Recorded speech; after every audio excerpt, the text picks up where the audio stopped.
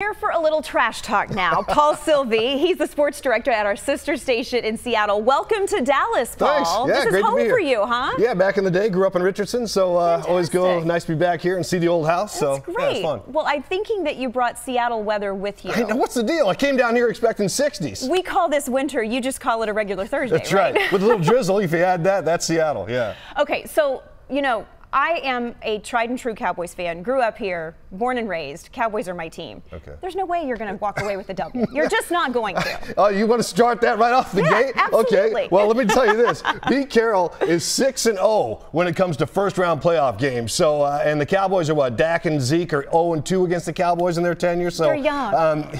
You know what? The Seahawks are young too. So, I think the Cowboys have their hands full in this game for sure. The Seahawks come in with a lot of momentum, but I will say this: these are the two hottest teams in the NFL going into the playoffs. Well, there's one thing that we certainly don't want a repeat of, and that is something that happened back in 2007, and that was the infamous Tony Romo fumble playing the Seahawks. I did check, and Sunday is the anniversary of that. We are going to redeem ourselves. Listen, you heard it here first. I know he's really embarrassed by that, and if it wasn't terrible. for Jordan Babineau barely catching Tony before he got into the end zone that night, Babineau's kind of the unsung hero. Here he is. If he doesn't make this tackle, he's called Big Play Babs just because of that play. Just because of that yeah, one? So we can thank Tony Romo for that, but and the free extra trip in the playoffs that year. But again, anytime these two teams get together, it's a lot of fun. All right. Any particular forecast that you want to make? What are you predicting? Well, I think that let me just tell you this: the Seahawks have a lot of problems stopping the run. They're ranked 30th in the NFL, so I think Zeke's going to have a big day.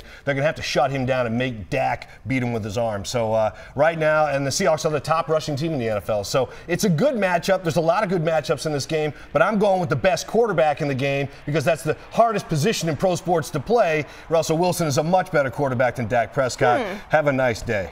I'm not so sure that I agree with you on that one. I'm hearing boos. I know. I think you're boos all the way around. Let's just say we got a lot of Dak lovers here in our studio and all across Dallas. All right, well, we'll see what happens. Yeah, if you win, you're going to buy me something. If I win, I guess I'll buy you tacos.